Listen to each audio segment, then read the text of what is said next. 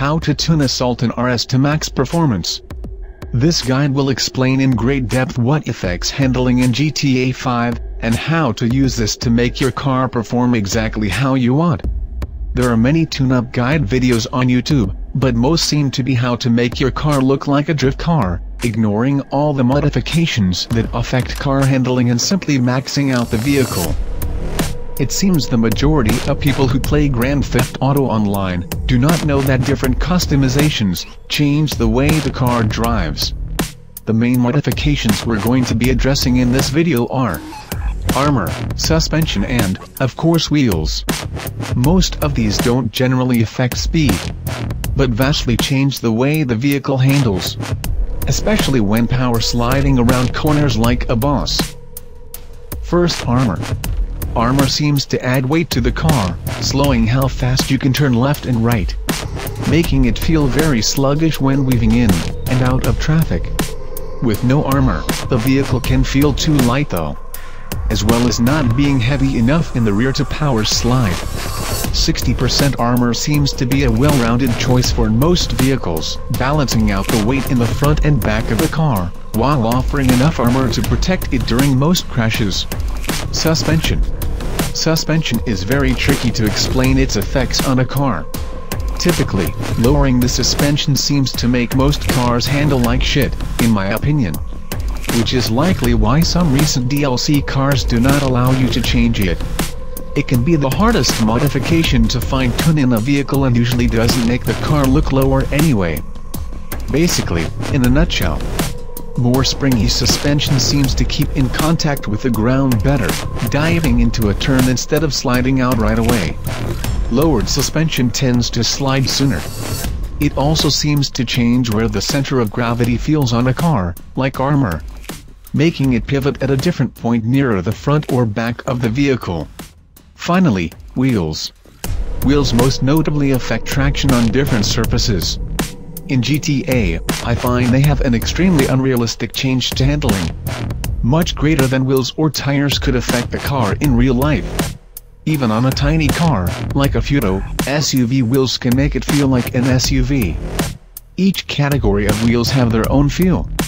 I do not find that wheels within one category handle differently, meaning all tuner wheels handle alike, and all high-end wheels handle like high-end wheels. So which wheels you choose within a category should not matter. Choose the ones that look best to you. Muscle wheels tend to be the most slidey or drifty. They can be extremely hard to control on rear-wheel drive vehicles. Tuner wheels feel similar to muscle, but seem to offer better control on supercars but still remain slidey enough to drift for days. Off-road wheels of course offer superior grip on rugged terrain. On road, they do not have much traction. But, I still prefer muscle wheels for most all-wheel drive vehicles, even off-road, like the Dubsta 6X6 and Sultan RS. They seem to have an almost modded turbo boost when climbing a mountain or hitting bumps. High-end wheels offer great traction when turning. I highly recommend these for racing, as you will not lose much speed on corners. SUV wheels. I do not recommend SUV wheels on any vehicle. They don't seem to offer anything besides cool looks, and make you look like a hipster. Before we get into setting up the Sultan, it's also worth mentioning that having multiple people in your vehicle, indeed seems to add weight. For the Sultan I recommend having two fat bitches in the back. Just kidding, put one in the passenger seat. I don't like the way most vehicles handle with two people inside total, but three, counting the driver, actually seems to balance it out again. So with all that in mind, let's make the Sultan RS an unstoppable monster. Driving up virtually 90-degree inclines at top speed, but handling majestically on road, twirling like a ballerina and drifting corners with pinpoint accuracy. Let's get started. From the top. Armor. The 60% rule of thumb holds true for the Sultan. Brakes. Race brakes will help us stop on a dime. Engine level 4, we want as much acceleration as possible. Spoiler. Some massive spoilers, like on the Jester, Zentorno or Feltzer might add weight and cause spinning out. This could just be superstition, but I tend to avoid them. Sport suspension. Something about this setting for the Sultan improves it 100%. Transmission can be sport, or race. I prefer sport, because the Sultan seems to have some extra kick in second gear. Having the slightly lower level transmission allows it to stay in second gear slightly longer, without jeopardizing its top speed by too much. Turbo?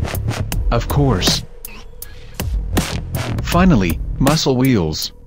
Although as mentioned, these are hard to control.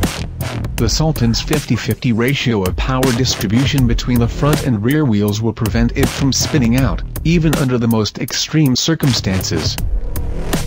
That's it.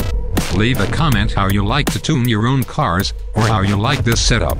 I might make a couple more short tune-up videos in the future.